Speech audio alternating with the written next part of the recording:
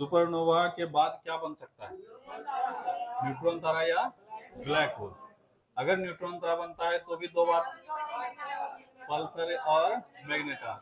अगर पल्सर बनता है तो उसके पास क्या खास होगा? स्पिन होगा उसके पास बहुत तेज। और अगर वो मैग्नेटार बनता है तो मैग्नेटिक फील्ड उसका काफी स्ट्रांग होगा। इस दोनों में से रेडिएशन कौन निकालेगा? दोनों निकालेगा। और अधिक रेडिएशन किससे निकलेगा? मैग्नेटार। अधिक रेडियो वेव्स कौन निकालेगा? पल्सर। ठीक है, कोई बात नहीं, पल्सार भी बोलोगे कोई दिक्कत नहीं है, कई लोग पल्सार भी कहते हैं, इसे पल्सर बोलते हैं, पर पल्सार भी बोलोगे दिक्कत नहीं। मैग्नेटार पल्सार अच्छा लगता है बोलने में, ठीक है, कोई दिक्कत नहीं, बोल सकते हो। ठीक है, तो अधिक रेडियो वेव्स कौन निकालेगा? पल्सर। ठीक है, मैग्नेटार जो है वो एक्स रेस और गामा रेस निकालता है। ठीक है, रेडियो वेव्स कौन निकालता है? पल्सर। ठीक है, ये सब हम लोग कल देखे हुए थे। देखें, नेबुला का नाम याद है तुम लोग को या नहीं है? बताओ, डम्बल नेबुला कैसा है?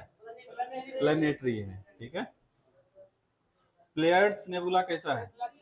रिफ्लेक्शन। क्रैब कैसा है? सुपरनोवा। सुपरनोवा अवशेष है। ठीक है, ओरियन कैसा है? एमिशन या उत्सर्जन। यही दो तीन ठो को याद है और सब बाकी सब गोल है। जो क्लास नहीं किए उसका तो बातें खत्म है, उसका तो उसके लिए हम रिस्पॉन्सिबल नहीं है, लेकिन जो पढ़े हुए कम से कम उसको तो बोलना चाहिए जी। ईगल कैसा है? उत्सर्जन नेबुला। ठीक है, रिंग, रिंग कैसा है? प्लेनेटरी। ठीक है, समझ रहे हैं, बाकी सबका गोल है। या तो समझ में ही नहीं आया है या फिर ढेर होशियार है कि हमको ये याद करने की आवश्यकता नहीं है। दो ही हो सकता है। देखो, दोनों स्टूडेंट के लिए काल है। ज्यादा पढ़ लोगे तो भी तुम्हारे लिए खतरनाक है, तुम ढेर होशियार बनने लगोगे, और कुछ नहीं जानते हो तो भी खतरनाक है। इसीलिए जो सिखा रहे हैं कम से कम उतना सीखो, जरूरत होगा तभी सिखा रहे हैं। आज हम लोग का ये टॉपिक खत्म हो जाएगा। ठीक है, उसके बाद हम लोग अगले टॉपिक की ओर बढ़ेंगे। तो आज है पहला क्वासर। क्या है? क्वासर। कई बार इसको क्वासार भी कहते हैं, क्वासार नहीं क्वासर। जैसे पल्सर को पल्सार कह दिया जाता है, वैसे ही इसको क्वासार भी कह देते हैं। ठीक है, जैसे वहां पल्सर था वैसे यहाँ पे भी क्या है? क्वासर। ठीक है, अब कल थोड़ा बहुत इसका चर्चा किए होंगे। जैसे पल्सर, अगर तुमसे एक सवाल पूछा जाए पल्सर का निर्माण किससे हुआ है, तो बोलोगे न्यूट्रॉन तारा से। किससे हुआ है? न्यूट्रॉन तारा से। वैसे ही बहुत हल्का सवाल, दो ही सवाल इससे पूछा जाएगा। ठीक है, क्वेश्चन से हम लोग पढ़ेंगे तो थोड़ा डिटेल से, लेकिन सवाल जो एग्जाम में आते हैं वो कितने आते हैं? दो। सबसे पहला सवाल आएगा कि हमारे ब्रह्मांड में सबसे चमकीला ऑब्जेक्ट कौन सा है। अगर ये पूछेगा तो होगा क्वेश्चन। कौन सा है? क्वेश्चन। दूसरा सवाल, ये दो 100% याद होनी चाहिए, इसके अलावा जो भी हम लोग पढ़े हैं वो इन्फॉर्मेशन है, लेकिन ये दो सवाल है कि हमारे सौरमंडल का सबसे चमकीला ऑब्जेक्ट, सॉरी सौरमंडल नहीं, ब्रह्मांड का सबसे चमकीला ऑब्जेक्ट क्वासर। और दूसरा सवाल, क्वासर किससे निर्मित होता है या किसके द्वारा संचालित होता है? आंसर होगा ब्लैक होल। क्या होगा? Black hole. जैसे पल्सर से सवाल पूछेगा, दो ही सवाल, पल्सर का निर्माण किससे हुआ है? न्यूट्रॉन तारा से, या पल्सर एक तरह का न्यूट्रॉन तारा है, ये सवाल हुआ। दूसरा, पल्सर के पास क्या ज्यादा है? स्पिन ज्यादा है। ये दो सवाल जिसको याद है तो पल्सर से संबंधित लगभग 80% पोर्शन समझो अपने आप को क्लियर करके रखे हैं। ठीक है, वैसे ही क्वासर से दो सवाल, कुछ आए ना आए दो सवाल होना चाहिए कि क्वासर किससे निर्मित है? ब्लैक होल से। मतलब क्वासर के संचालन में कौन काम निभाता है अपना फर्ज? Black hole. और दूसरा, ब्रह्मांड का सबसे चमकीला ऑब्जेक्ट कौन सा है? क्वासर। अब समझना, ये ब्लैक होल, सबसे वृहद ब्लैक होल कहाँ मौजूद हो सकता है? कल भी इसका चर्चा किए थे। तो ब्लैक होल, अगर सबसे बड़ा ब्लैक होल जिसको सुपरमेसिव ब्लैक होल कहेंगे, कहाँ होगा? गैलेक्टिक सेंटर में या आकाश गंगाओं के केंद्र में। ठीक है, जितना बड़ा आकाश गंगा उस हिसाब से उसका क्या बोलते हो, केंद्र भी उसका बड़ा होगा, यानी वहां पे ब्लैक होल की शक्ति भी ज्यादा होगी। लेकिन ये 100% तय है कि जितने भी शक्तिशाली ब्लैक होल होंगे, सुपरमेसिव ब्लैक होल होंगे, वो सारे कहीं ना कहीं किसी न किसी आकाशगंगा के केंद्र में ही होंगे। अगर कभी तुमसे पूछा जाए बताओ सुपरमेसिव ब्लैक होल कहाँ मौजूद मिल सकता है, कहाँ मिल सकता है? गैलेक्टिक सेंटर में, यानी आकाशगंगा केंद्र में। यही जो गैलेक्टिक सेंटर में मौजूद आकाशगंगा ब्लैक होल मिलता है, काफी ताकतवर होता है, और यही जब खाने लगता है बहुत अधिक। अब इसमें कई स्टेजेस होते हैं, उस पर हम लोग अभी नहीं जाएंगे। कुछ देखोगे तो एक्टिव फॉर्म में होता है, कुछ इनएक्टिव फॉर्म में होता है। जो इनएक्टिव फॉर्म में होता है वो खिंचाव कम रखता है, मतलब खींचता नहीं है। कभी कभी जब एक्टिव हो जाएगा तब बहुत अधिक खींचने लगेगा। लेकिन जब एक्टिव हो जाएगा तो आसपास के सारी चीजों को क्या करेगा, खाने लगेगा, और जब खाने लगेगा तो उससे काफी ज्यादा क्या निकलेगा, ऊर्जा, और चमक भी काफी तेज हो जाएगा, और यही है क्वासर। क्या है, क्वासर। तो दो सवाल अच्छे से याद हो गया क्वासर से।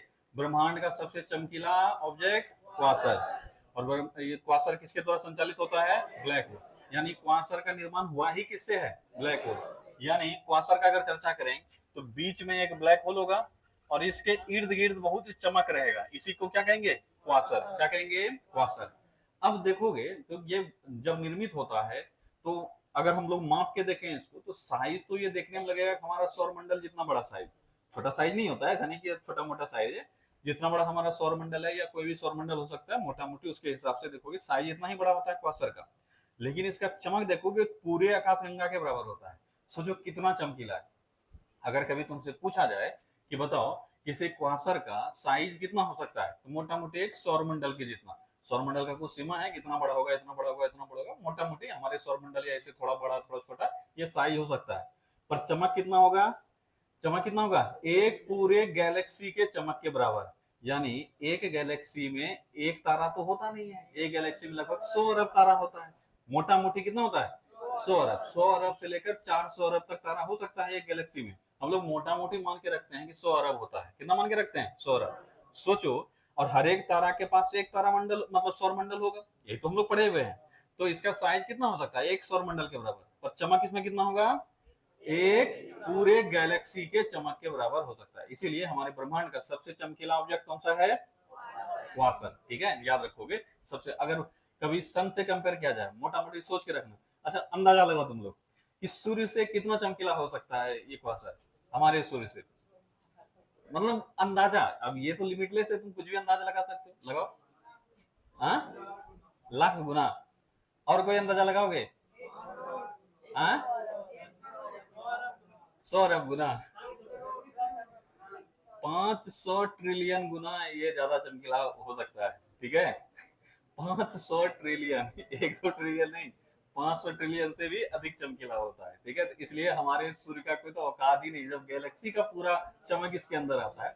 ठीक है, तो याद रखोगे ब्रह्मांड का सबसे ऊर्जावान और सबसे चमकीला पिंड कौन सा होता है, क्वासर। अच्छा, क्वासर का अगर तुमसे फुल फॉर्म पूछा जाए क्या होता है, क्वासी स्टेलर रेडियो सोर्स। क्या होता है, क्वासी स्टेलर रेडियो सोर्स। ये सिर्फ एक बार पढ़ने का है, अगर पढ़ लोगे तो दोबारा कभी एग्जाम में आएगा तो वो अपने आप दिख जाएगा तुमको। ठीक है, अगर कभी तुमसे पूछा जाए कि क्वासर का फुल फॉर्म क्या होता है, क्या होता है, क्वासी स्टेलर रेडियो सोर्स। ठीक है, और ये ब्रह्मांड का सबसे चमकीला ऑब्जेक्ट है।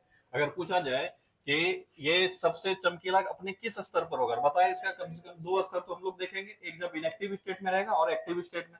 जब एक्टिव स्टेट में रहेगा तभी ये खाना शुरू करेगा। ठीक है, क्वासर जो है ये भूखा दानव है, ये खाते रहता है आसपास की चीजों को। ये भोजन ही हम लोग इस्तेमाल करते हैं टर्मिनोलॉजी में यहाँ पे, ऐसा नहीं कि भोजन तो हम लोग खाते हैं, ये भी खाना ही खाता है। इसके लिए हम बोलते हैं कि ये भूखा हो गया, ये भोजन लेगा। और इसका भोजन जो होता है वो एक दिन का कम से कम एक तारा होता है। ठीक है, एक दिन में ये निपटा देगा अगर ये पूरा भूखा हो गया तो। सोचो कि एक तारा को जब खाएगा, तारा टूट के चारों तरफ इसका प्रकाश अलग अलग चारों तरफ से फैलने लगेगा। बताए थे वह सीमा जिससे लाइट भी बाहर नहीं जाता, उसको क्या कहते हैं, इवेंट होराइजन। तो इवेंट होराइजन के इर्द गिर्द एक पूरा चक्री बन जाएगा। क्या बन जाएगा, चक्री। अंदर घुस गया तब तो वो बात ही नहीं है, लेकिन उसके इर्द गिर्द एक चक्री बन जाएगा। और यही चक्री हमको दिखता है जिसको एक्रिलिक डिस्क कहते हैं। क्या कहते हैं, एक्रिलिक डिस्क। एक पूरा चीज, एक पूरा पूरा इस तरह से एक सर्किल जैसा नजर आएगा और बीच में एक गोला नजर आएगा, और यही क्वासर का रूप है।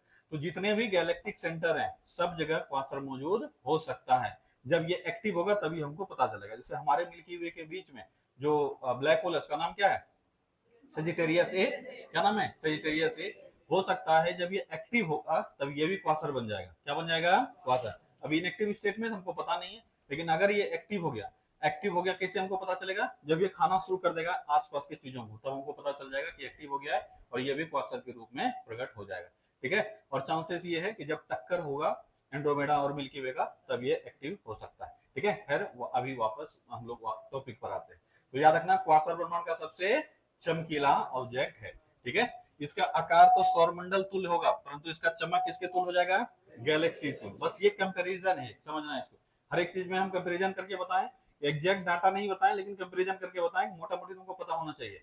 आदमी का हाइट कितना हो सकता है, अब याद कोई रखा है कि 6 फीट हो सकता है, 5 फीट होता है, लेकिन तुमको अगर एक 40 फीट का ऑब्जेक्ट दिख रहा है, क्या कभी उस बोलोगे कि आदमी है? बोलोगे आदमी तो नहीं हो सकता, बल्कि और कुछ हो सकता है तो हो सकता है। 6 फीट, 7 फीट, 8 फीट, 10 फीट देखोगे तो ये हो गया मोटा मोटी, एग्जैक्ट याद नहीं भी है कोई दिक्कत नहीं। वैसे ही इसका आकार जो होगा वो किसके साइज का होगा? सौरमंडल तुल। कंपेरिजन है सिर्फ, और इसमें चमक किसके तुल होगा? गैलेक्सी तुल यानी आकाशगंगा तुल। ठीक है। इसके केंद्र में एक सुपरमेसिव ब्लैक होल होगा, अभी तुरंत बताए थे। इसका संचालन किसके द्वारा किया जाता है? ब्लैक होल के द्वारा। इसके केंद्र में एक सुपरमेसिव ब्लैक होल होगा जिससे ये संचालित होता है। इसलिए ये एक्टिव गैलेक्टिक सेंटर यानी आकाशगंगा केंद्र में पाया जाता है। बताए थे ये कि गैलेक्टिक सेंटर में एक ब्लैक होल मौजूद होगा, और जब एक्टिव होगा वो तभी वो क्वासर बन जाएगा। क्या बन जाएगा? क्वासर। इसीलिए हमेशा कहां हमको मौजूद मिलेगा?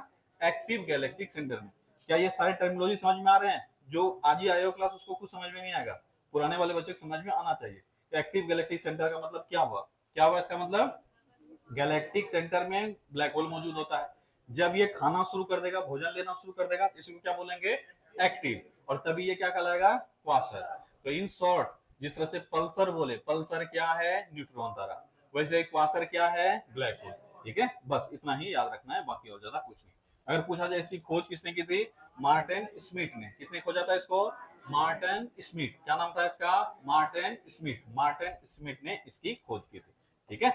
क्या क्वासर समझ में आ गया? बहुत ज्यादा ये सब नहीं जानना है, बस टर्मिनोलॉजी जानना है। बहुत बताइए, जो 2 सवाल वही तुम्हारे लिए अहम है। ठीक है। क्या क्वासर समझ में आ गया?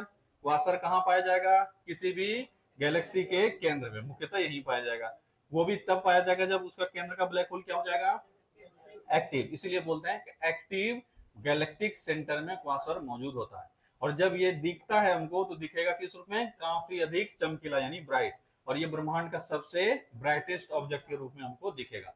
इतना ज्यादा ब्राइट होता है कि उसमें एक पूरे गैलेक्सी का जितना ब्राइटनेस होगा उस अकेले इस क्या बोलते हो, क्वासर में आ जाता है। ठीक है। क्या पूरी तरह से क्लियर हो गया? बढ़े आगे। अब हमारा वो सारा टर्मिनोलॉजी खत्म हो गया। अब आखिरी टर्मिनोलॉजी जो है वो है कॉन्स्टेलेशन। क्या है? कॉन्स्टेलेशन मतलब तारा मंडल। ठीक है। ये करेंगे, उसके बाद टॉपिक खत्म हो जाएगा। ठीक है। अब यहाँ पे एक और टर्मिनोलॉजी आता है, जब कॉन्स्टेलेशन पढ़ते हैं तभी हमको कंफ्यूजन शुरू होता है। हिंदी में बोलते हैं इसको तारागुच्छ। क्या बोलते हैं? तारागुच्छ। अंग्रेजी में बोलते हैं स्टार क्लस्टर। क्या बोलते हैं? Star cluster. दोनों के डेफिनेशन को देखोगे तो बड़ा बारीकी सा अंतर मौजूद रहे दोनों में, और ऐसे समझ में भी नहीं आएगा। जो फ्लैट पढ़ेगा सिर्फ उसको समझ में नहीं आएगा। तारों के समूह को, मतलब अगर कोई तारों का एक समूह है, उसको हम क्या कह सकते हैं? क्लस्टर कहेंगे या तारामंडल कहेंगे? बोलोगे दोनों तारों का समूह ही है। दोनों क्या है? तारों का समूह। यहाँ तक कि गैलेक्सी भी क्या है? तारों का समूह। गैलेक्सी भी तो तारों का समूह है, पर क्या अंतर है सब में? ये असंख्य तारों का समूह है, जिसमें कम से कम कितना तारा होगा? 100 अरब तो होगा ही होगा। ये हो गया गैलेक्सी। लेकिन छोटे समूह में अगर है, अगर तारा है कुछ छोटे समूह में, तो उसके लिए हम दो टर्मिनोलॉजी का इस्तेमाल करते हैं। एक है कॉन्स्टेलेशन और एक है क्लस्टर। क्या है? क्लस्टर। वहां गैलेक्सी के क्लस्टर में भी हम लोग चर्चा किए थे। जो गैलेक्सी का ग्रुप होगा उसको क्या कहेंगे? क्लस्टर। सबसे पहले गैलेक्सी ग्रुप। ठीक है। गैलेक्सी ग्रुप जिसमें 50 से लेकर 60 तक हो सकता है, 10 से लेकर 50-60 तक हो सकता है, इसको गैलेक्सी ग्रुप। जो कि हमारा मिल्की वे का गैलेक्सी ग्रुप है, लोकल ग्रुप। ठीक है। उसके बाद इसमें 100 या 1000 की संख्या में होगा गैलेक्सी, उसको कह देंगे गैलेक्सी क्लस्टर। और जिसमें कई क्लस्टर होंगे इसको कहेंगे सुपर क्लस्टर। पढ़ाए थे ये। वैसे ही तारा का ग्रुप भी है। तारा का कुछ अगर ग्रुप मिला हुआ है तो उसको हम कह देंगे स्टार क्लस्टर। पर सवाल घूम फिर के वही आता है, तो फिर कॉन्स्टेलेशन क्या हुआ? दोनों के बीच में मुख्य अंतर है, स्टार क्लस्टर ये अपना स्टार का ग्रुप है। क्या है? जैसे 10 तारा मिलकर एक ग्रेविटी क्रिएट कर रहा है और सब एक दूसरे से कनेक्टेड है। समझना, जैसे तुम 4 दोस्त मिलकर बैठे हुए हो, तो चारों दोस्त में बॉन्डिंग है तभी तो बैठे हुए हो, नहीं तो क्यों बैठोगे एक साथ? तो चारों दोस्त बॉन्डिंग के साथ बैठे हो तो बोलोगे ये सब एक ही परिवार का लग रहा है या एक ही ग्रुप का लग रहा है, ये तो बोलोगे। लेकिन हम दूर से देख रहे हैं, एक आदमी यहाँ बैठा हुआ है, एक वहां बैठा हुआ है, एक वहां बैठा हुआ है, एक वहां बैठा हुआ है। हम जब इसको देखेंगे तो कि स्क्वायर नजर आएगा। तो क्या हम नहीं बोल सकते हैं इस स्क्वायर जैसा शेप हमको एक दिख रहा है? बोलेंगे नहीं, बोलेंगे ये चारों लड़का जो है इसको उठाओ, ये देखो एक स्क्वायर, परफेक्ट स्क्वायर बना रहा है। कुछ ना कुछ कंडीशन जरूर होगा जो ये चारों कोना में बैठा हुआ है। पर क्या आपस में तुम चारों का कोई संबंध था? कोई संबंध था? कोई संबंध नहीं था। पहले ग्रुप में जब 4 दोस्त एक टेबल पर बैठकर खाना खा रहा था, उसमें दोस्ती था। लेकिन अभी तो ये मेरा इमेजिनेशन है। क्या है? मेरा इमेजिनेशन। इस एक कोना बैठा हुआ है और दूसरा वहां बैठा हुआ है, तीसरा यहाँ, चौथा यहाँ, चारों के बीच में 90 डिग्री दिख रहा है। हमको लगा वाह, लगता है भगवान चारों को बैठाए हैं किसी एक खास पैटर्न में। लेकिन तुम लोग को जाके पूछेंगे क्या तुम उसको पहचानता है, बोलेगा ना, वो कौन है, हम कहाँ जानते हैं। उसको पूछेंगे उसको पहचानता है, बोलेगा ना, हम ना पहचानते। क्या दोनों के बीच में अंतर समझ में आया? एक ग्रुप जो है, यानी जो कॉन्स्टलेशन है, वो मेरा खुद का निर्माण किया हुआ है, उसको तारों को पता भी नहीं है कि हम लोगों का एक परिवार बन गया है। समझ में आया? इसमें हमको पृथ्वी से देखने पर एक पैटर्न बनता हुआ नजर आता है, और उसको हम क्या कह देते हैं, एक तारामंडल। क्या कह देते हैं? एक तारामंडल। पर जाके तारा से पूछोगे क्या तुम उस वाले तारा को जानते हो जो तुम्हारे तारामंडल में दूसरा तारा है, बोलेगा हम नहीं जानते, क्योंकि आपस में उसका कोई संबंध नहीं है। वहीं पर जब हम स्टार क्लस्टर का बात करेंगे, यहाँ आपस में संबंध है। सभी तारे एक गुरुत्वाकर्षण बल के कारण एक दूसरे के साथ सटे हुए होते हैं, मतलब करीब होते हैं। समझ में आया? इसको कहेंगे स्टार क्लस्टर। क्या कहेंगे? Star cluster. हिंदी में इसको तारा गुच्छ कह देते हैं। क्या कह देते हैं? तारा गुच्छ। पर जब पृथ्वी से देखने पर अंतरिक्ष में एक पैटर्न बनता हुआ नजर आता है तारों का, इसको कह देंगे कॉन्स्टलेशन। क्या कह देंगे? कॉन्स्टलेशन, यानी तारामंडल। तारामंडल में गुरुत्वाकर्षण बल का कोई मतलब नहीं बनता है, वहीं पर स्टार क्लस्टर में मतलब ही बनता है गुरुत्वाकर्षण का। समझ में आ गया पूरा? यही अंतर एग्जाम में समझना पड़ेगा तुमको। अब बोलोगे इस तरह के सवाल अगर आएंगे तब तो पकड़ ही लेंगे, नहीं पकड़ पाओगे। वहां पूछेगा कि निम्न में से तारामंडल से संबंधित कौन सा कथन गलत है, वहां देगा यह एक पर्टिकुलर शेप बनाता, बोलो हाँ ये तो सही है। दूसरा देगा कि इसमें तारे जो शेप बना रहे हैं उसके बीच में गुरुत्वाकर्षण बल है। अब हिलने लगेगा आत्मा, शेप बना रहा है तो कुछ ना कुछ तो बल होगा ही, वहां गुरुत्वाकर्षण बल का कोई मतलब नहीं बनता है। तारा अपना शेप नहीं बनाया है, हम उसको बोल रहे हैं कि तुम बनाए हो। समझ में आया? जैसे आसमान में बादल का कोई शेप दिख जाता है, क्या बादल बनाया है वो शेप? ये तो मेरा इमेजिनेशन है, हम देखे हुए हैं कि भैया बकरा ऐसा होता है तो ऐसे शेप हमको दिख रहा है। बादल को तो पता भी नहीं है कि बकरा कैसा होता है, ठीक है, ये हम इमेजिन कर लेते हैं वैसा शेप है। वैसे ही हमको लगभग 88 ऐसे शेप मिले हैं। कितने शेप मिले हैं? 88। कई जगह 89 मिलेगा, कई जगह क्या मिलेगा? 89। पर अंतरराष्ट्रीय स्तर पे जो मान्यता प्राप्त है वो टोटल कितने हैं? 88। परीक्षा में दोनों आ रहा है, ठीक है, कई बार 89 पूछ लेता है, कई बार 88 पूछ लेता है। पर अगर तुमसे पूछा जाए कि अंतरराष्ट्रीय मान्यता प्राप्त कितने हैं, कितने हैं? 88। एक उसमें हम लोग एक्स्ट्रा जोड़ के रखते हैं 89, क्योंकि इसको मान्यता मिला नहीं है, पर हम लोग इसको एक कॉन्स्टलेशन कहते हैं। लेकिन अगर भारतीय नक्षत्र की बात करेंगे पौराणिक कथाओं में, तो मात्र 27 है। कितना है? 27। अब बोलोगे ये वेरी क्यों कर रहा है? वेरी करेगा ना भैया, हमको सेव दिख रहा है, जो दिख रहा था हम पकड़ लिए पहले। तो शुरुआती दौर में जब हमारा वेद पुराण सब लिखा जा रहा था, जिसपे हमारा ज्योतिष शास्त्र काम करता है, उस समय में कितना ये लोग देखा था? 27। और सबको जोड़ भी दिया, ठीक है, सबको जोड़ भी दिया, हमारे नक्षत्र से ऐसे ऐसे असर पड़ता है। और कहीं ना कहीं वो जोड़ा जो है वो एक गणितीय मेथड से जोड़ा है, ऐसा नहीं कि ऐसे ही जोड़ दिया है कि कितना दिन पे कौन कौन सा किसको किसको क्रॉस कर रहा है, उसी हिसाब से। ये जो 12 राशि राशि समझते हो ना, राशिफल जो देखते हैं 12 राशि, इसी पर आधारित है, ठीक है, इसी पर आधारित है। अभी आएंगे लास्ट में उसको भी समझाएंगे थोड़ा सा, ठीक है। तो हमारे यहाँ पे नक्षत्र जो वर्तमान में है, जिससे हमारा जो सीजन वगैरह तय होता है और पर्व त्योहार ये सब तय होता है, नक्षत्र बोलते हैं ना, रोहिणी नक्षत्र में पैदा हुआ है ये, ठीक है। ये जो नक्षत्र हम लोग निकालते हैं ये सूर्य के गमन से, ठीक है, सूर्य और चांद के गमन से हम लोग सूर्य कितना दिन में किसको कितना टप जाता है उस पर आधारित है। तो टोटल नक्षत्र हमारे यहाँ भारतीय शास्त्रों में कितने हैं? 27। कितना है? 27। और इसमें राशि कितना है? 12। कितने राशि है? 12। आगे चल के ये खत्म करके उस पर भी थोड़ा बहुत आएंगे, बाकी अभी हम लोग इस पर आते हैं, ठीक है। तो क्या स्टार कॉन्स्टलेशन और स्टार क्लस्टर समझ में आ गया? कॉन्स्टलेशन एक खास पैटर्न बना रहा है, क्लस्टर में कोई पैटर्न बनने की आवश्यकता नहीं है, ये बस आपस में गुरुत्वाकर्षण बल से एक जगह मौजूद मिलेंगे, इसको कह देंगे क्लस्टर। और पैटर्न बनता हुआ नजर आएगा तो कहेंगे कॉन्स्टलेशन। अब देख लो एक बार डेफिनेशन। तारों का समूह जो आपस में गुरुत्व बल से जुड़े होते हैं उसको क्या कहेंगे? Star cluster. इसमें तारे पास पास होते हैं, जरूरी नहीं कोई आकृति बनाए। पूरा डेफिनेशन क्लियर है? अब आते हैं कॉन्स्टलेशन पे, जिसको तारामंडल या नक्षत्र कह देते हैं, ठीक है। अंतरिक्ष में दिखने वाले तारों का एक समूह जो पृथ्वी से देखने पर एक खास आकृति में दिखता है, इसको क्या कहेंगे? कॉन्स्टलेशन। ये तारे आपस में संबंधित हो इसकी जरूरत नहीं है। अभी तो यही चर्चा की थी, हम इसीलिए क्लियरली सब चीज लिख देते हैं ताकि किसी को कोई दिक्कत नहीं हो, ठीक है। चाहे ऑफलाइन देखे कोई बच्चा, ऑफलाइन देखे, किसी को दिक्कत नहीं होना चाहिए। इसे बोल देंगे तो भूल जाता है, ठीक है, लेकिन ये दिखता रहेगा तो भूलोगे नहीं, ठीक है। तो याद रखोगे आपस में कोई संबंध हो इसकी जरूरत नहीं है। दूसरा, ये पृथ्वी से समदूरस्थ हो इसकी भी जरूरत नहीं है। एसएससी का पूछा हुआ सवाल कि बताओ कॉन्स्टलेशन के बारे में कौन सा स्टेटमेंट सही है या कौन सा स्टेटमेंट गलत है, इस तरह के सवाल आया था। अब देखो कितना छोटा सा पॉइंट है, लेकिन जो पढ़ा नहीं है वो गलती करेगा। बोलेगा कि तारा मंडल यानी जो कॉन्स्टेलेशन है उसमें तारे जो होते हैं वो पृथ्वी से समदूरस्थ होते हैं। अब भारी भरकम वर्ड लगता है भैया, समदूरस्थ लगता है, बात तो सही है, मार देते हैं। ठीक है, समदूरस्थ का मतलब क्या हुआ? समान दूरी पर। कैसे समान दूरी पर होगा कोई तारा? ठीक है, एक तारा यहाँ है, एक तारा यहाँ है, एक तारा यहाँ है, एक तारा यहाँ है, ऐसे करके देखोगे तो भी समान दूरी नहीं है, नजर आएगा, क्योंकि दूरी अलग अलग हो जाएगा। और यहाँ तो सेब बना रहा है, एक तारा यहाँ है तो दूसरा तारा यहाँ है, तीसरा तारा वहां है, तो क्या ये पृथ्वी से समान दूरी पर हो सकता है क्या? तो आंसर है नहीं। इसलिए याद रखोगे, भविष्य में भी क्वेश्चन रिपीट हो सकता है। तो क्या जो कॉन्स्टेलेशन में स्टार्स हैं ये समदूरस्थ होते हैं क्या पृथ्वी से? आंसर है नहीं। क्या यहाँ तक डेफिनेशन में क्लियरिटी मिल गया सबको? अब कभी कोई दिक्कत नहीं होना चाहिए। चलो, अब अगर पूछा जाए कुल संख्या कितना है? 88। कितना है? अंतरराष्ट्रीय मान्यता प्राप्त कितना है? 88। अगर नहीं मिले 88 तो क्या करोगे? 89। ठीक है, किताब में अलग अलग आंसर दिया रहता है, मत जाना उस पर। अगर तुमको आज भी पूछा जाता है कि अंतरराष्ट्रीय मान्यता प्राप्त कॉन्स्टेलेशन की संख्या कितनी है, आंसर 88 करके आना सही होगा। ठीक है, किताबों में कई बार 88 आंसर मिल सकता है, कई बार 89 आंसर मिल सकता है, लेकिन उस पर जाना नहीं है। जो हम बता रहे हैं वो 100% चेक किया हुआ डाटा है। ठीक है, अगर पूछा अंतरराष्ट्रीय मान्यता प्राप्त कितने हैं और 88 89 दोनों आंसर है तो आंसर करोगे 88। और अगर सिर्फ ऐसा पूछ लिया कि कुल कितने हैं, 88 ऑप्शन में है और 89 ऑप्शन दोनों में है, तो वहां बोर्ड पर भी डिपेंड कर सकता है क्या पूछा है, लेकिन फिर भी हम आंसर क्या करके आएंगे? 88। नहीं तब जो ऑप्शन में है वो करके आएंगे। ठीक है, अगर पूछा था सबसे बड़ा तारामंडल, हाँ यहाँ से फैक्चुअल डाटा शुरू हो रहा है, इसको अच्छे से याद रखना। अगर पूछा जाए सबसे बड़ा तारामंडल कौन सा है, इसका नाम है हाइड्रा। क्या नाम है? हाइड्रा। ठीक है, अगर खाली बड़ा तारामंडल पूछा है इसका मतलब वो क्षेत्रफल पूछ रहा है। क्या पूछ रहा है? क्षेत्रफल।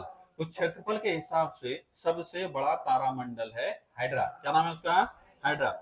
हाइड्रा क्या होता है ये सभी को पता है, जो बायोलॉजी पढ़े हो कम से कम उसको तो पता ही होगा हाइड्रा क्या होता है।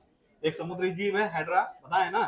ठीक है, तो एक बहुत लंबा ऐसा ये इसका शेप है, तुम्हारे नोट्स में होगा भी पीछे शेप बना हुआ। तो ये जो है ये सबसे लंबा और क्षेत्रफल में भी सबसे बड़ा है, इसीलिए सबसे बड़ा तारामंडल कौन सा है? हाइड्रा। सबसे बड़ा तारामंडल हाइड्रा।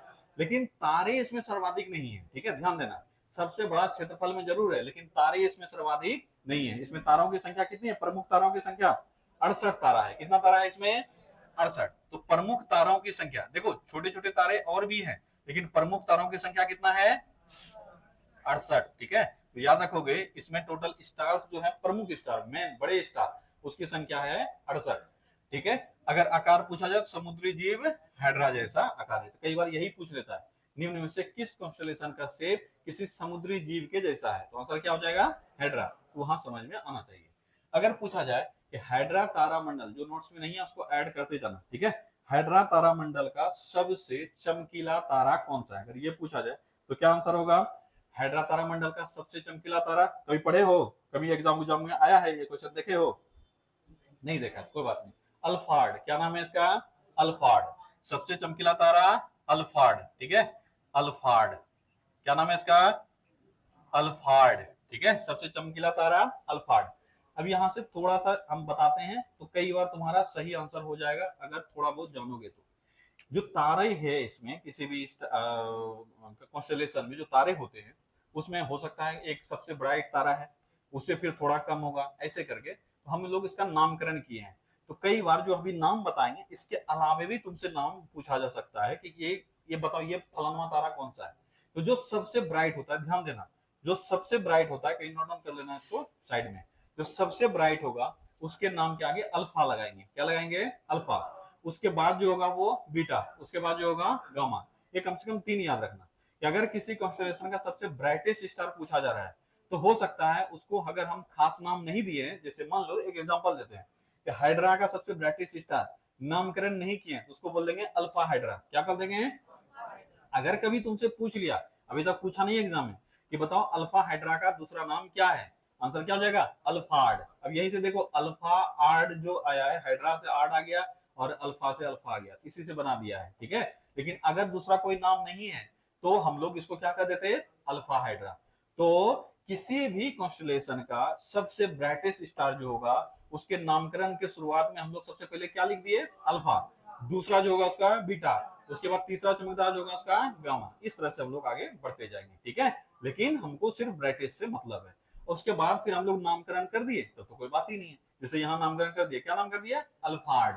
तो इसका दूसरा नाम क्या हो सकता है? Alpha Hedra. ठीक है, क्या ये चीज समझ में आ गया? ये किसी भी कॉन्स्टेलेशन में ऐड कर देंगे हम लोग, अभी आगे चल के हम एक दो बार रिपीट करते रहेंगे, समझ में आ जाएगा। तो याद रखोगे हेड्रा का सबसे चमकीला तारा कौन सा है? अल्फा।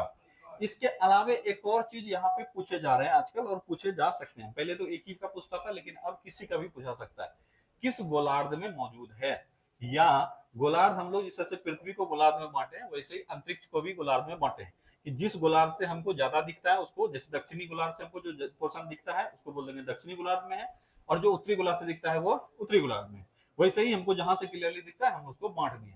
हमको एक चीज ये भी अब याद रखना पड़ेगा कि जितना भी हम लोग कॉन्स्टेलेशन, ये सारा कॉन्स्टेलेशन का नाम ही है, तो सब तुमको पता होना चाहिए किस गोलार्ध में ज्यादा विजिबल है।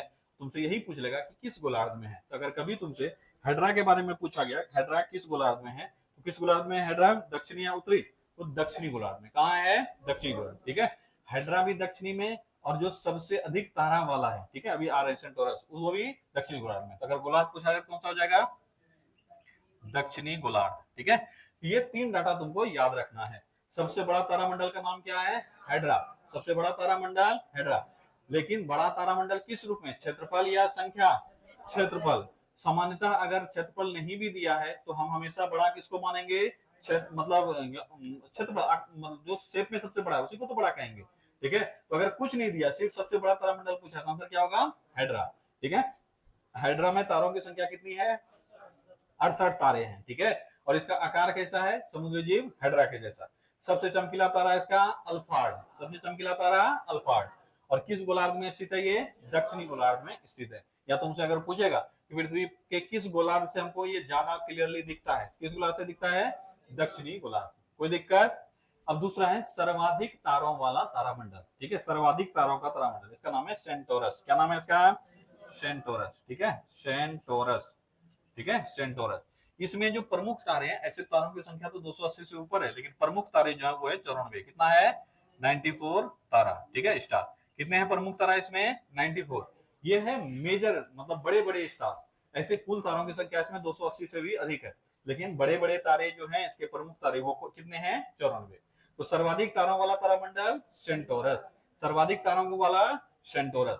अगर इसका साइज में देखोगे तो इसका 9वां क्रम आता है, साइज के हिसाब से कितना क्रम आता है? 9वां, लेकिन तारों की संख्या इसके पास अधिक है। तो सबसे अधिक तारों वाला तारामंडल सेंटोरस। इसमें प्रमुख तारों की संख्या कितनी है? 94 यानी 94। अगर पूछा जाए सेंटोरस का आकार कैसा है, अब देखो ये सब जो है, ये सब आकार जो डिसाइड किया है हम लोग, तो थोड़ा मोड़ा अपना आकार डिसाइड करने वाला वो 27 रखे ही है, वो अलग नाम आता है, रोहिणी, अश्विन, ठीक है, भद्रा, ये सब अलग अलग आता है, हमारा नाम है। लेकिन ये जो मेनली हम लोग नाम पढ़ते हैं ये ग्रीक के तरफ से आया हुआ है। वो लोग जो जब देखता था उस समय में ये लोग नामकरण किया है, उसी हिसाब से ये लोग का सारा नाम जो है वहीं से मिलेगा तुमको।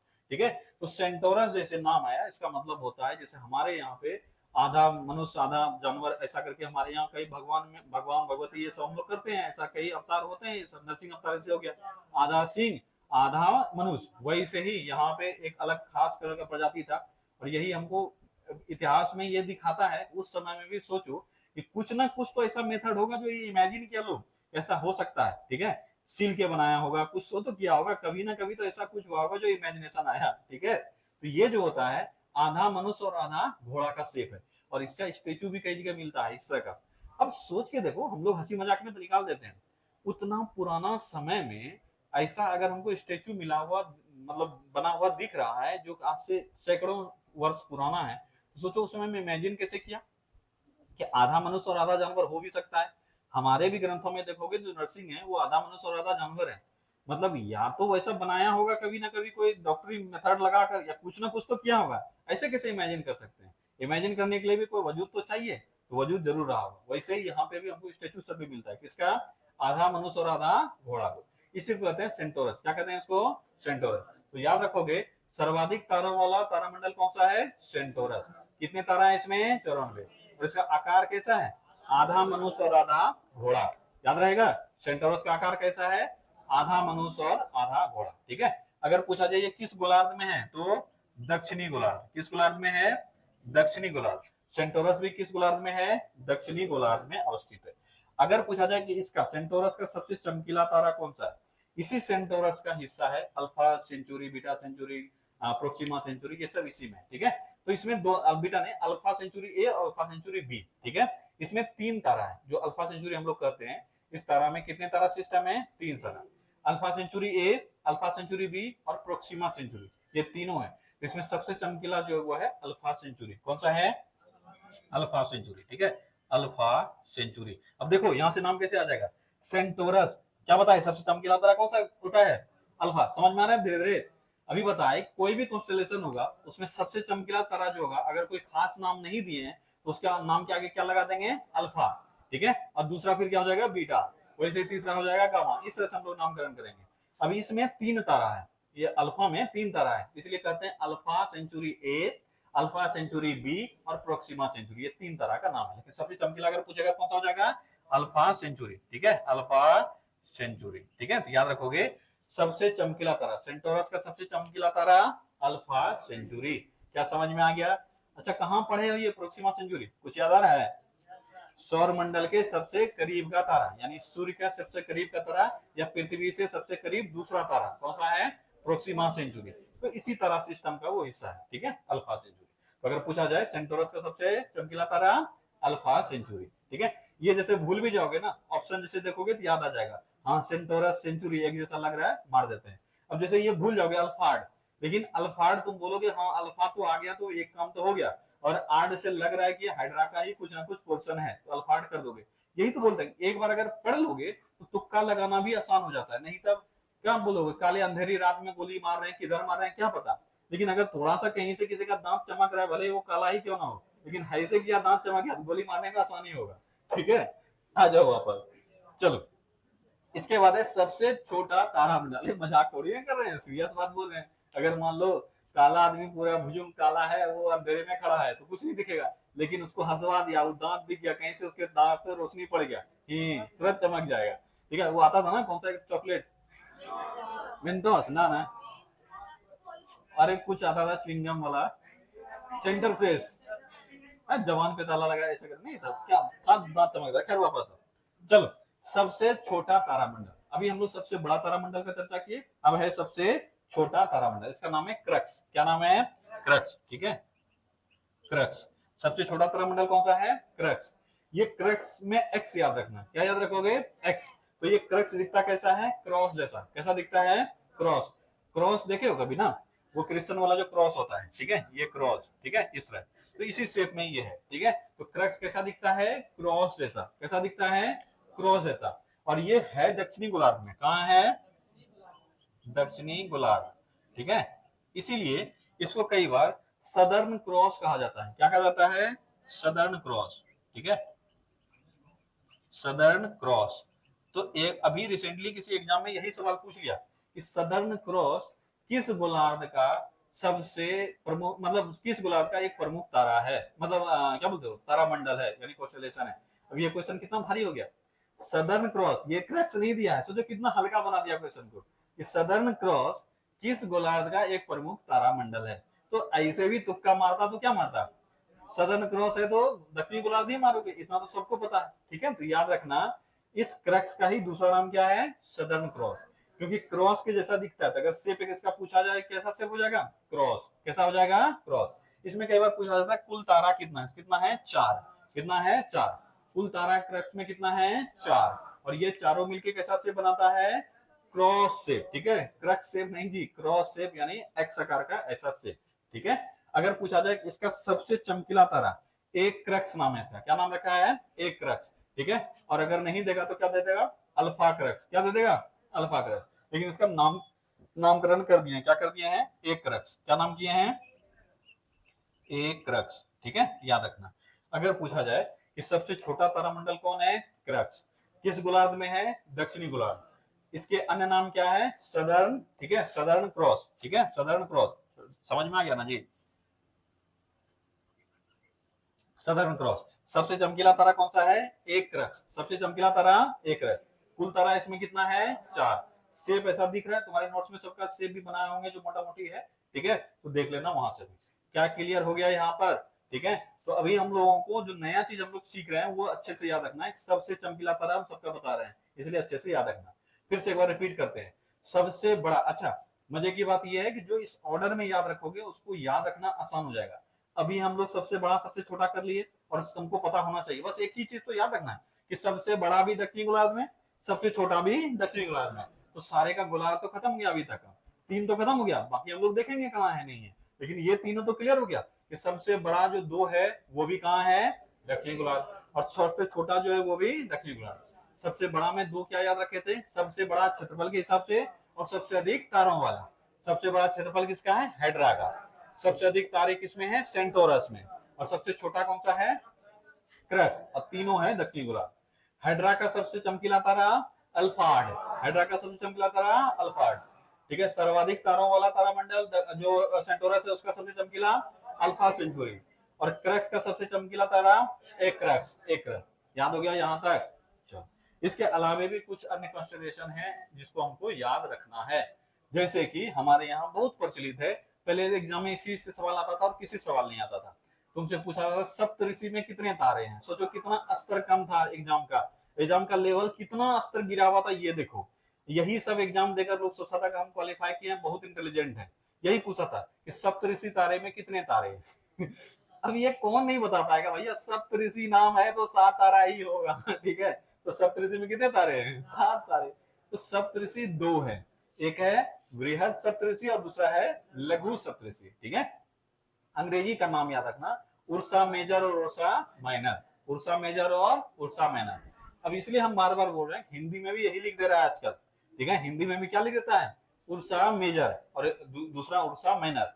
लेकिन तुमको अगर नहीं पता है कि लघु सप्तऋषि और वृहद सप्तऋषि का ये एक्चुअल नाम है तो तुम फंस जाओगे। इसलिए खाली ये याद नहीं रखना, ये समझने के लिए हमारे लिए नाम एक्चुअल में यही याद रखेंगे। उर्सा मेजर इसका हिंदी नाम क्या है, वृहद सप्तऋषि, और उर्सा माइनर इसका है लघु सप्तऋषि।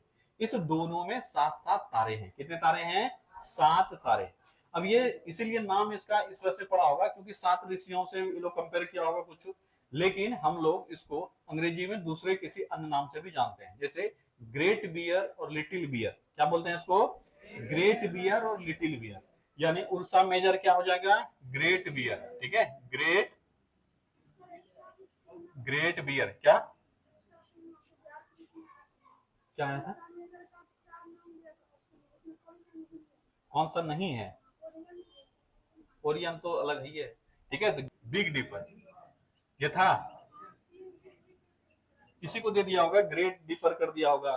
ठीक है, जैसे ग्रेट बियर बोले इसको बिग बियर भी कर देते हैं। ठीक है, तो इस तरह का हो सकता है नाम दिया होगा। ठीक है, देखो इस सबसे क्वेश्चन भी आ रहा है, तो याद रखना उर्सा मेजर का दूसरा नाम क्या है, ग्रेट बियर या बिग डिपर, ग्रेट बियर या बिग डिपर।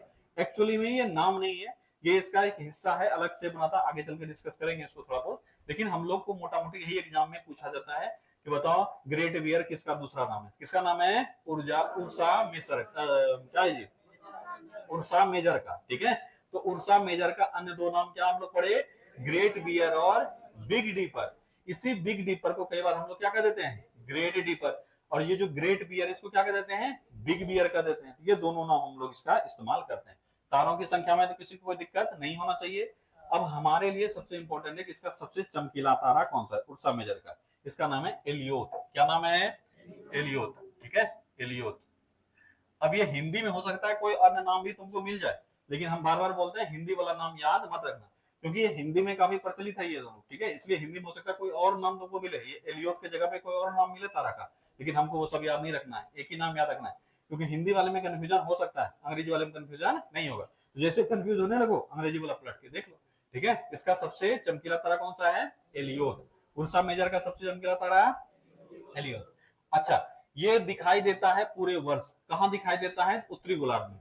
उर्सा मेजर और उर्सा माइनर ये दोनों उत्तरी गोलार्ध में, कहां है, उत्तरी गोलार्ध। तो अगर पूछा जाए तो तारामंडल सालों भर सभी दिखाई देता है क्या, तो आंसर नहीं, कुछ कुछ तारामंडल ही सालों भर दिखाई देता है। उसमें से हमारे लिए सबसे इंपॉर्टेंट है वो कौन सा है, उर्सा मेजर। जब भी एग्जाम में पूछा जाए तो ध्यान रखना इसी के बारे में ज्यादातर पूछा जाएगा। ठीक है, तो सालों भर दिखाई देता है किस गोलार्ध में, उत्तरी गोलार्ध में। ठीक है, उत्तरी गोलार्ध में। ठीक है, अगर पूछा जाए कि बताओ कहां ये वर्ष भर दिखाई देता है, तो उर्सा मेजर जो ये सालों भर दिखाई देता है, कहां दिखाई देता है, उत्तरी गोलार्ध में। चलो फिर से रिपीट करते हैं, उर्सा मेजर जिसको हिंदी में वृहद सप्तऋषि कहते हैं, ये दिखाई देता है पूरे वर्ष, कहां, उत्तरी गोलार्ध में। इसका अन्य नाम क्या है, ग्रेट बियर या बिग डीपर। ठीक है, सबसे चमकीला तारा इसका कौन सा है? एलियोर। ठीक है, क्या याद रहेगा? बोलो। चलो, इसके बाद है उर्सा माइनर यानी लघु सप्तऋषि। उर्सा माइनर यानी लघु सप्तऋषि। ठीक है, गोलार्ध कौन सा हो जाएगा? उत्तरी गोलार्ध। ठीक है, उत्तरी गोलार्ध। ठीक है, अभी थोड़ा चर्चा किए, दोनों वही है, ऊपर नीचे ही है, साइड मतलब ऐसे ही करके दोनों है। ठीक है, पॉइंट, इसका आखिरी तारा उसके शुरुआत को पॉइंट करता है, इसी तरह से दोनों बना हुआ है। ठीक है, अन्य नाम अगर पूछा जाए बस यही लिटिल लगा देंगे। क्या लगा देंगे? लिटिल। ठीक है, लिटिल। जैसे यहाँ ग्रेट बियर था तो क्या हो जाएगा? Little bear. और वहां बिग डिपर था तो क्या हो जाएगा? स्मॉल डिपर या लिटिल डिपर। ठीक है, क्या हो जाएगा? स्मॉल डिपर या लिटिल डिपर। ठीक है, लिटिल डिपर। ठीक है, बस बस यही नाम है और कोई अंतर है नहीं। इसका सबसे अधिक सवाल जो पूछा जाता है वो है इसका सबसे चमकीला तारा। ये सभी जान रहे हो और यही एग्जाम में पूछा जाता है कि बताओ ध्रुव तारा किस तारामंडल का हिस्सा है। इसमें जो बच्चा नहीं पढ़ा है वो सब मार के आता है उर्सा मेजर। ठीक है, वृहद सप्तऋषि। आंसर याद रखोगे, आंसर होगा लघु सप्तऋषि। कौन सा होगा? तो ध्रुव तारा का नाम सभी सुने हुए हो। ठीक है, इसी को पोलैरिस भी कहते हैं। क्या कहते हैं इसको? पोलैरिस। ठीक है, तो सबसे चमकीला तारा इसका हो जाएगा ध्रुव तारा। क्या हो जाएगा? ध्रुव तारा। ठीक है, ध्रुव तारा याद रखना। उर्सा मेजर का, सॉरी माइनर का सबसे चमकीला तारा ध्रुव तारा, इसी को पोलैरिस कहते हैं अंग्रेजी में। क्या कहते हैं? पोलैरिस। ठीक है, पोलैरिस। ठीक है, हाँ पोलैरिस स्टार। ठीक है, हाँ पोलैरिस स्टार मतलब पोल स्टार जो हुआ ना, नॉर्थ ध्रुव तारा जैसे बोले तो ध्रुव का अंग्रेजी क्या हो जाता है? पोल। तो पोलैरिस इसको बोलते हैं, या पोलर स्टार बोलते हैं, या पोलरिस स्टार बोलते हैं। ठीक है, इसके में हमेशा स्टार नहीं लगाते हैं तो क्या बोल देते हैं इसको? पोलैरिस। क्या बोल देते हैं? पोलैरिस। नहीं तब हम लोग पोलर स्टार या पोल स्टार भी कह सकते हैं। लेकिन तुमको एग्जाम में जब पूछेगा इस नाम से तो शायद ही पोल स्टार देगा। क्या देगा वहां? पोलरिस। क्या देगा? पोलरिस। इसलिए ये अलग नाम लगने लगता है हमको, लेकिन है वही। पोलर स्टार या पोल स्टार को हम क्या कह देंगे? पोलरिस। हिंदी में एक ही नाम है इसका, ध्रुव तारा। तो किसका हिस्सा है ये? उर्सा माइनर का, यानी लघु सप्तऋषि का। क्या ये दोनों क्लियर हो गया? उर्सा मेजर और उर्सा माइनर। उर्सा मेजर को हम क्या कहते हैं अपने क्षेत्र में? वृहद सप्तऋषि। और उर्सा माइनर को लघु सप्तऋषि। ये दोनों किस गोलार्ध में है? उत्तरी गोलार्ध में है। ठीक है, उर्सा मेजर का अन्य नाम ग्रेट बियर और बिग डिपर। सबसे चमकीला एलियोर। वैसे ही उर्सा माइनर का सब अन्य नाम क्या है? लिटिल बियर और लिटिल डिपर या स्मॉल डिपर। सबसे चमकीला तारा ध्रुव तारा यानी पोलरिस। ठीक है, क्या याद रहेगा ये सब चीज? बढ़ रहे हैं आगे। अब इसके बाद है ओरायन या ओरियन। दोनों वर्ड हम लोग प्रोनाउंस करते हैं, कोई दिक्कत नहीं है। हम पहले बोले इस नाम से बहुत सारा चीज है। ठीक है, ऐसे ही तुम देखोगे सेजिटेरियस नाम से, सेंटोरस नाम से बहुत सारा चीज है, लेकिन हम लोग जितना पढ़े बस उसी पे फोकस करेंगे। तो ओरायन जो कॉन्स्टेलेशन है, इसका अन्य नाम भी हमसे कई बार पूछा जाता है। इसका अन्य नाम है हंटर। क्या नाम है? हंटर। ठीक है, हंटर। इसका शेप जो बनाया हुआ है वो हंटर के जैसा शेप बना हुआ है, मतलब शिकारी। हंटर मतलब शिकारी। हाँ हाँ, वैसे से मतलब ग्रीक वहां से उठाया है ना, तो ओरायन का मतलब होता है हंटर। ठीक है, तो याद रखोगे ओरायन का अन्य नाम क्या हो जाएगा? हंटर। क्योंकि हंटर मतलब शिकारी, शिकारी के जैसा ऐसे करके इसका शेप बना हुआ है, इसीलिए इसका नाम है हंटर। इसका सबसे चमकीला तारा अगर पूछा जाए, जो बहुत बार पूछा है, रीगल। क्या नाम है इसका? Regal star. ओरायन का सबसे चमकीला तारा रीगल स्टार। है नोट्स में नहीं है, ये शायद लिखा हुआ होना चाहिए, नहीं है तो लिख लेना। ठीक है, रीगल। ठीक है, कहाँ है ये? अच्छा, यहाँ सबसे चमकीला तारा रीगल। ठीक है, सबसे चमकीला तारा कौन सा है? रीगल। इसका शेप भी तुम्हारे नोट्स में बना हुआ होगा, देखो एक बार शेप इसका कैसा शेप है। यही शेप है, इसी शेप में तुमको ये हाथ में ऐसा तलवार लिए हुए नजर आएगा। ये जो सबसे ऊपर दिख रहा है ना, यही उसका तलवार है। लेकिन याद रखना जो इसका रीगल स्टार है वो सबसे निचला स्टार है। ठीक, ओरायन जहां पे लिखा हुआ है तुम्हारे नोट्स में, उसी जगह पे कॉर्नर वाला स्टार का नाम है रीगल स्टार। क्या नाम है? Regal star. तो याद रखोगे ओरायन तारामंडल का सबसे चमकीला तारा कौन सा है? रीगल तारा। ठीक है, हमारे सौर मंडल का सबसे चमकीला तारा कौन सा है? साइरस। कौन सा है? साइरस या सीरियस या साइरस, कुछ छोड़ दे, यही है। ठीक है, हमारे सौर मंडल नहीं है, बार बार हम सौर मंडल बोल दे रहे हैं। ठीक है, हमारे ब्रह्मांड का सबसे चमकीला तारा कौन सा है? साइरस। ठीक है, साइरस। इस साइरस से भी इसको कंपेयर करके पूछा जाता है कई बार। साइरस के बारे में बताया गए थे, ये किस तारामंडल का हिस्सा है? कैनिस मेजर का। बिल्कुल सही, वेरी गुड। ठीक है, साइरस किस तारामंडल का हिस्सा है? Canis Major. अब यहाँ पे भी होगा कैनिस मेजर, है ना। ब्रह्मांड का सबसे चमकीला तारा इसी का हिस्सा है। ठीक है, तो याद रखोगे ब्रह्मांड का सबसे चमकीला तारा कौन सा है? साइरस। ठीक है, कौन सा है? साइरस। और ये साइरस किसका हिस्सा है? कैनिस मेजर का। लेकिन ये जो कैनिस मेजर का साइरस तारा है ये यहाँ स्थित है, और इसके इस तरफ कौन स्थित है? ओरायन। कौन स्थित है? ओरायन। इसलिए कई बार तुमसे पूछा जाता है कि ओरायन के किस तरफ ये है, तो दक्षिण तरफ। किस तरफ? दक्षिण तरफ। कंपेरिजन समझना, साइरस जो है वह ओरायन का हिस्सा नहीं है, पर ओरायन के किस तरफ साइरस स्थित है? किस तरफ स्थित है? दक्षिण तरफ। इसलिए ये तुम्हारे नोट्स में भी होगा, साइरस तारा इसके दक्षिण में स्थित है। ये सवाल आया है एग्जाम में कि साइरस तारा किस तारामंडल के दक्षिण में स्थित है? किस तारामंडल के दक्षिण में स्थित है? ओरायन। लेकिन ध्यान से याद रखोगे, साइरस तारा इस तारामंडल का हिस्सा नहीं है, बस यहाँ है, और इसके बाद क्या शुरू हो जाता है? ओरायन वाला। साइरस किस तारामंडल का हिस्सा है? कैनिस मेजर का हिस्सा है। साइरस किसका हिस्सा है? Canis Major. ठीक है, चलो, ओरायन का सब चीज याद हो गया। ओरायन का अन्य नाम क्या है? हंटर। क्या नाम है? हंटर। निचला इसमें सबसे चमकीला तारा कौन सा है? रीगल तारा। अच्छा, इसमें तारों की संख्या पूछी जाए तो मोटा मोटी कितनी है? 7 तारे। कितने तारे हैं इसमें? 7। ठीक है, अच्छा, ये उत्तरी गोलार्ध और दक्षिणी गोलार्ध दोनों में दिखाया जाता है। ठीक है, जो ओरायन तारामंडल है ये दक्षिणी गोलार्ध में भी दिखेगा और उत्तरी गोलार्ध में भी दिखेगा। तो सवाल हमसे पूछा जाता है, बताओ उत्तरी गोलार्ध में कब दिखेगा? तो उत्तरी गोलार्ध में ये सर्दियों में दिखेगा, यानी ठंडे मौसम में, और दक्षिणी गोलार्ध में गर्मियों में। तो याद रखना, उत्तरी गोलार्ध में कब दिखेगा? विंटर में। कब दिखेगा? विंटर में। और दक्षिणी गोलार्ध में कब दिखेगा? समर में। ठीक है, समर में। याद रहेगा इतना सा? तो याद रखोगे, जो ओरायन तारामंडल है ये उत्तरी गोलार्ध में कब दिखता है? विंटर में। और दक्षिण गोलार्ध में कब दिखता है? समर में। इतना सा याद रखना। ठीक है, चलो फिर से रिपीट करते हैं। ओरायन तारामंडल में तारों की संख्या कितनी है? 7। ठीक है, इसका अन्य नाम क्या है? हंटर। क्या नाम है? हंटर। सबसे चमकीला तारा रीगल। ठीक है, इसको ये उत्तरी गोलार्ध में दिखता है कि दक्षिणी में दिखता है? दोनों में दिखता है, उत्तरी गोलार्ध में विंटर में और दक्षिणी गोलार्ध में समर में। कोई दिक्कत यहाँ तक नहीं। इसके बाद है कैसियोपिया। अगला तारामंडल कौन सा है? कैसियोपिया। और इसी से भी कोई सवाल भी पूछा था इसलिए। ठीक है, कैसियोपिया। हाँ, ठीक है, कैसियोपिया। ठीक है, कैसियोपिया। अगला तारामंडल कौन सा है? कैसियोपिया। इसका अन्य नाम है द सीटेड क्वीन। क्या नाम है इसका? द सीटेड क्वीन, या खाली द क्वीन भी कई बार कहते हैं। ठीक है, द क्वीन। ठीक है, बैठी हुई क्वीन। एक्चुअली में ग्रीक मिथोलॉजी का ये कहानी है, वहां की एक बड़ा खूंखार एक रानी थी। ठीक है, कैसियोपिया। तो उसी के नाम पर इसका नामकरण किया गया कि बैठा के उसको बांध के रखा है, वैसा ही दिखता है। ठीक है, तो याद रखोगे, कैसियोपिया का अन्य नाम द क्वीन। क्या नाम है? और द क्वीन को और बड़ा कर देगा तो क्या हो जाएगा? द सीटेड क्वीन, बैठी हुई रानी। क्या नाम है इसका दूसरा? द सीटेड क्वीन या द क्वीन। ठीक है, हम लोग द क्वीन याद रखेंगे, काम चल जाएगा। ठीक है, तो याद रखोगे। कैसियोपिया का आकार कैसा आकार है? एम या डब्ल्यू आकार। ठीक है, डब्ल्यू या एम। ठीक है, डब्ल्यू या एम। एक्चुअली में इसका जो शेप है वो ऐसा दिखता है। ठीक है, एक तरह यहाँ है, एक तरह यहाँ, एक तरह यहाँ, एक तरह यहाँ, एक तरह यहाँ। ये शेप है इसका। ठीक है, ये शेप तो कैसा दिख रहा है? ये डब्ल्यू आकार का। उल्टा देखोगे तो एम आकार का दिखेगा, सीधा देखोगे तो डब्ल्यू आकार का। तो मेन जो है वो कैसा आकार है इसका? डब्ल्यू। लेकिन दोनों तरफ से दिखते हैं, इसलिए डब्ल्यू या एम आकार कहा जाता है। इसका आकार कैसा है? डब्ल्यू या एम। ठीक है, तो याद रखोगे, कैसियोपिया का दूसरा नाम क्या नाम है? The queen. क्या नाम है? The queen. इसका आकार कैसा है?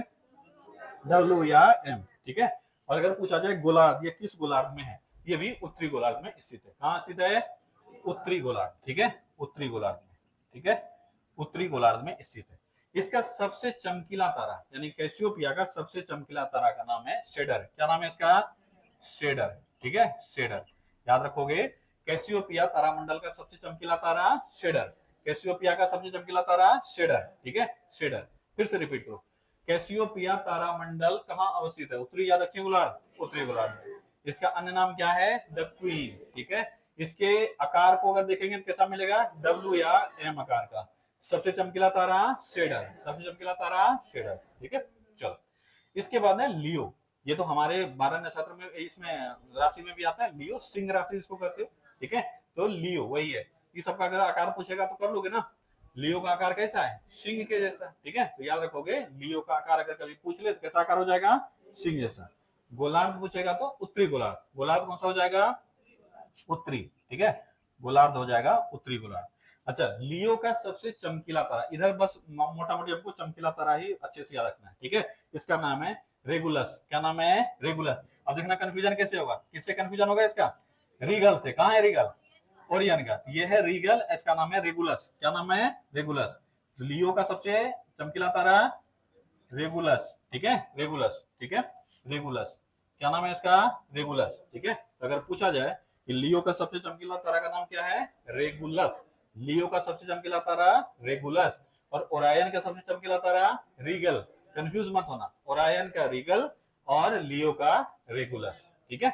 चलो, इसके बाद कैनिस मेजर। कैनिस मेजर, इसका बस एक ही क्वेश्चन बार बार आता है कि कैनिस मेजर जो है वो ब्रह्मांड का सबसे चमकीला तारा अपने पास रखा हुआ है, और उसका नाम क्या है सबसे चमकीला तारा का? साइरस। क्या नाम है? साइरस। तो याद रखोगे कैनिस मेजर में ब्रह्मांड का सबसे चमकीला तारा है साइरस, ठीक है, याद रखना। अगर पूछा जाए किस गोलार्ध में है कैनिस मेजर, कहाँ है? दक्षिणी गोलार्ध। कहाँ है? दक्षिणी गोलार्ध, ठीक है। अब देखो यहाँ पे तुमको थोड़ा सा और ये समझ में आएगा। अगर इसका शेप पूछे तो कैसा शेप है बता दो कैनिस मेजर का? जिसका बुद्धि काम कर रहा होगा और वो बायोलॉजी पढ़ा होगा वो बता देगा। बुद्धि काम कर दिया? कैनिस याद है? कैनिस, कैनिस किसे? कुत्ता से, ठीक है। और यही कारण है कि जो साइरस है उसका दूसरा नाम क्या है? Dog star. समझ में आया? तो अगर इसका शेप कभी पूछा जाए, कैनिस मेजर का शेप पूछा जाए, शेप कैसा है? डॉग शेप का, ठीक है, डॉग शेप। और इसी कारण से साइरस का नाम भी क्या पड़ गया? डॉग स्टार, ठीक है, डॉग स्टार। याद रहेगा? तो कैनिस मेजर का शेप कैसा है? डॉग शेप, यानी कुत्ता शेप का है, ठीक है। इस नाम से ही पता चल रहा है। किस गोलार्ध में है? दक्षिणी गोलार्ध। और ब्रह्मांड का सबसे चमकीला तारा साइरस भी इसी का हिस्सा है। क्या कोई दिक्कत यहां तक? बोलो, ठीक है। चलो अगला, अगला है कैरीना। क्या नाम है इसका? कैरीना। सेरीना नहीं बोलते हैं इसको, कैरीना बोलते हैं, सी से स्टार्ट होता है, कैरीना, ठीक है। तो कैरीना, जैसे यहाँ कैनिस मेजर, यहाँ पे कैरीना, तो याद रखना कैरीना। अगला कौन सा कॉन्स्टेलेशन है? कैरीना। और ब्रह्मांड का दूसरा सबसे चमकीला तारा इसका हिस्सा है, इसलिए ये याद रखोगे, ठीक है। क्या? कैटरीना। हाँ तुम बोल सकते हो कैटरीना भी, कोई दिक्कत नहीं है, ठीक है। हाँ, कैरीना के बाद कैटरीना, ठीक है। तो याद रखोगे अगर गोलार्ध पूछा जाए कैरीना का, तो कौन सा गोलार्ध है इसका भी? दक्षिणी गोलार्ध। देखो जितना मेजर है ना बड़ा बड़ा वाला सब, वो सब कहाँ है? दक्षिणी गोलार्ध। तो कैरीना भी कहाँ है? दक्षिणी गोलार्ध, ठीक है, दक्षिणी गोलार्ध में। और ब्रह्मांड का दूसरा सबसे चमकीला तारा, यहाँ से दोनों चीज याद रखना, वहां पे एक ही पढ़ा है, इसको भी ऐड कर देना। ब्रह्मांड का दूसरा सबसे चमकीला तारा किस कॉन्स्टेलेशन का हिस्सा है? कैरीना का, ठीक है। उसका नाम क्या है? कैनोपस। क्या नाम है? कैनोपस, ठीक है, कैनोपस। तो याद रखना ब्रह्मांड का दूसरा सबसे चमकीला तारा कौन सा है? कैनोपस। दूसरा सबसे चमकीला तारा कैनोपस। और वो किस गोलार्ध का, सॉरी किस कॉन्स्टेलेशन का हिस्सा है? कैरीना कॉन्स्टेलेशन का हिस्सा है। तो कैरीना कॉन्स्टेलेशन किस गोलार्ध में है? दक्षिणी गोलार्ध में। ब्रह्मांड का दूसरा सबसे चमकीला तारा किस कॉन्स्टेलेशन में है? कैरीना में। नाम क्या है इसका? कैनोपस, ठीक है, इतना याद रखना। इसके बाद है स्कॉर्पियस। हमारे इसमें भी है स्कॉर्पियन, यानी बिच्छू। क्या बोलते हैं हिंदी में इसको? वृश्चिक, वृश्चिक, हाँ वृश्चिक, वृश्चक, वृश्चक वही है, वृश्चक, ठीक है। तो स्कॉर्पियस, क्या नाम है इसका? स्कॉर्पियस। इसका आकार अगर कभी पूछा जाए तो बिच्छू आकार यानी स्कॉर्पियन आकार, लेकिन जनरली अगर तुमसे पूछना होगा तो ये नहीं पूछेगा, दे देगा जे आकार का। क्या दे देगा? जे आकार। तो ऐसा है, लेकिन ये उसका जो डंक है वो उठा हुआ रहता है, तो देखोगे बिच्छू जे आकार का दिखता है। कैसा दिखता है? अरे बिच्छू देखे हो ना साहब, ये ऐसा करके रहता है और यहाँ इसका मुंह रहता है ना, तो कैसा आकार दिख रहा है? जे आकार। इसलिए कभी दे दिया स्कॉर्पियस का शेप कैसा है? स्कॉर्पियन के जैसा है, ये तो मूर्खा वाला सवाल हो गया। इसलिए देगा कि कौन सा ऐसा कॉन्स्टेलेशन है जो अंग्रेजी वर्णमाला के जे की तरह दिखता है, तो आप फंस जाओगे। तो कौन सा हो जाएगा? स्कॉर्पियस, ठीक है। स्कॉर्पियस का अगर तुमसे गोलार्ध पूछा जाए तो दक्षिणी गोलार्ध। कहाँ लिखे हैं स्कॉर्पियस? यहाँ। गोलार्ध अगर पूछा जाए तो क्या हो जाएगा? दक्षिणी, ठीक है, दक्षिणी। आकार पूछा जाए कैसा हो जाएगा? बिच्छू तो सभी जान ही रहे हो, इसलिए अंग्रेजी वर्णमाला के जे आकार का, ठीक है। नहीं दिया तो बिच्छू तो एकदम आम है, क्योंकि नाम में स्कॉर्पियन है, ठीक है, इसलिए बिच्छू तो कर ही लोगे, ठीक है। अगर स्कॉर्पियस का सबसे चमकीला तारा पूछा जाए तो एंटोरस है। क्या नाम है इसका? या एंटारेस बोलते हैं, एंटारेस, ठीक है, एंटारेस, एंटारेस या एंटोरस, जो बोलना है बोल सकता है, ठीक है, एंटारेस। क्या नाम है इसका? एंटारेस। तो स्कॉर्पियस का सबसे चमकीला तारा एंटारेस। स्कॉर्पियस कहाँ स्थित है? उत्तरी गोलार्ध या दक्षिणी गोलार्ध? दक्षिणी गोलार्ध। अभी तक ये समझ में आ रहा होगा कि जितने भी गोलार्ध हम लोग पढ़ रहे हैं उसमें मैक्सिमम सब कहाँ है? दक्षिणी गोलार्ध में ही है, ठीक है। तो स्कॉर्पियस दक्षिणी गोलार्ध में है, आकार इसका अंग्रेजी के जे के आकार का है, नहीं तो बिच्छू आकार का है। और सबसे चमकीला तारा एंटारेस या एंटोरस, ठीक है। ये एक और तुमको याद रखना है बस, उसके बाद ये लिस्ट हो जाएगा पूरा। ये है जेमिनी, इसको हिंदी में कहते हैं मिथुन। क्या कहते हैं? मिथुन। तो हमारे यहाँ मिथुन राशि है ना, वही है जेमिनी, ठीक है। और ये आने वाले समय में इससे बढ़िया सवाल एक बनता है जो पहले भी पूछा जा चुका है, ये फिर से पूछा जा सकता है। ये एक ऐसा कॉन्स्टेलेशन है जिसको ट्विन कहते हैं। क्या कहते हैं? ट्विन। ट्विन मतलब क्या होता है? ट्विन, जुड़वा। इसके दो ब्राइट स्टार है, एक नहीं, इसके पास कितने ब्राइट स्टार हैं? दो। कई बार तो ये दोनों तारा का नाम डाल के पूछेगा यह किस तारामंडल का हिस्सा है, या तुमसे पूछा जाएगा कि निम्न में से कौन सा तारामंडल ट्विन को अपने अंदर रखा हुआ है, ट्विन तारा को अपने अंदर रखा हुआ है, तो भी आंसर क्या हो जाएगा? जेमिनी, ठीक है। तो याद रखना, अगर गोलार्ध पूछा जाए तो ये कौन सा हो जाएगा? उत्तरी गोलार्ध। कहाँ है? जेमिनी, यहाँ उत्तरी गोलार्ध। कौन सा हो जाएगा? उत्तरी गोलार्ध। इसके दो सबसे चमकीला तारा यानी चमकीले तारे जो हैं वो तुमको याद रखना है। एक का नाम है कैस्टर और दूसरा का नाम है पॉलिक्स। क्या नाम है? कैस्टर, ठीक है, कैस्टर, ठीक है। और दूसरा नाम क्या है? पॉलुक्स या पॉलिक्स, पोलुक्स या पॉलिक्स, ठीक है। तो याद रखोगे दो नाम, कैस्टर और पॉलिक्स या पोलुक्स, जो बोलना है बोल सकता है, ठीक है। तो कैस्टर और पॉलिक्स ये दो तारा है। किसका तारा है? जेमिनी का। और ये ब्राइटेस्ट स्टार है इस दोनों का, इसीलिए इसको कहते हैं ट्विन। क्या कहते हैं इसको? ट्विन, ठीक है। इसको ट्विन भी कहा जाता है। किसको कहा जाता है? जेमिनी कॉन्स्टेलेशन के इन दोनों तारों को, ठीक है। तो अगर कभी पूछ ले कि ट्विन स्टार किसका हिस्सा है, किसका हिस्सा है? जेमिनी तारामंडल का हिस्सा है।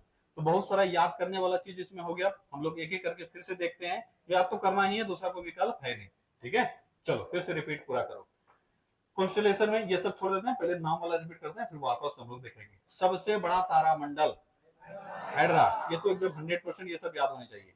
सबसे बड़ा तारामंडल हेड्रा। सबसे अधिक तारों की संख्या वाला तारामंडल सेंटोरस, सेंटोरस। सबसे छोटा तारामंडल क्रक्स। ये तीनों याद हो गया। इसके बाद जो पोलरिस है यानी उत्तरी ध्रुवीय तारा है या ध्रुव तारा है, ये किसका हिस्सा है? उर्सा माइनर का हिस्सा है। हंटर किसका दूसरा नाम है? और आयन का दूसरा नाम है हंटर, ठीक है। इसमें से कौन सा ऐसा तारामंडल है जिसका आकार डब्ल्यू या एम आकार का है? कैसियोपिया। क्या नाम है इसका? कैसियोपिया।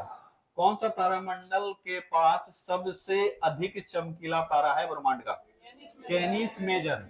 ब्रह्मांड का दूसरा सबसे चमकीला तारा किस तारामंडल का हिस्सा है? कैरिना का हिस्सा है। किसका हिस्सा है? कैरिना का हिस्सा है। कौन सा तारामंडल के पास ट्विन ब्राइटेस्ट स्टार है? जेमिनी। क्या नाम है इसका? कैस्टर और पोलुक्स या पॉलिक्स, ठीक है। अगर पूछा जाए कि बताओ, और क्या पूछे, कुत्ता आकार का कौन सा है? कुत्ता शेप का कौन सा है? कैनिस मेजर, ठीक है। और कुछ एक्स्ट्रा चीज पढ़े हैं। रीगल स्टार किसका सबसे चमकीला तारा है? और आयन का सबसे चमकीला तारा है। क्या मोटा मोटी याद हुआ? चलो फिर से पूरा एक बार रिपीट कर देते हैं। ब्रह्मांड का सबसे बड़ा तारामंडल हाइड्रा। हाइड्रा में तारों की सामान्य संख्या लगभग बड़े कितने हैं? 68। इसका सबसे चमकीला तारा एल्फार्ड।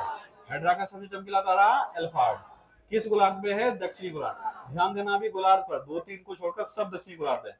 सर्वाधिक तारों वाला तारामंडल सेंटोरस। बड़े तारे कितने हैं? 54 में। कुल तारे अगर पूछे तो 280 से भी अधिक है।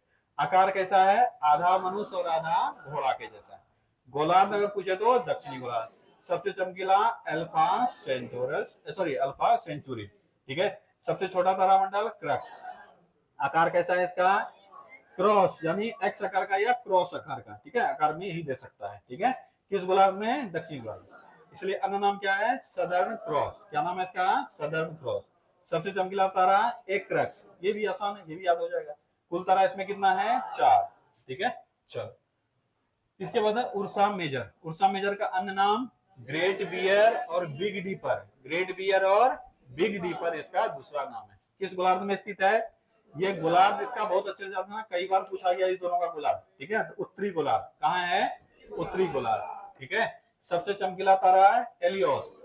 उर्सा मेजर का सबसे चमकीला तारा एलियोस। उर्सा मेजर किस गोलार्ध में? उत्तरी गोलार्ध। अन्य नाम तो इजी है, वहां से जैसे याद रखोगे उर्सा मेजर वाला, वैसे ही लिटिल डिपर या और लिटिल बियर, छोटा भालू और छोटा डिपर। सबसे चमकीला तारा इसका ध्रुव तारा। किसका?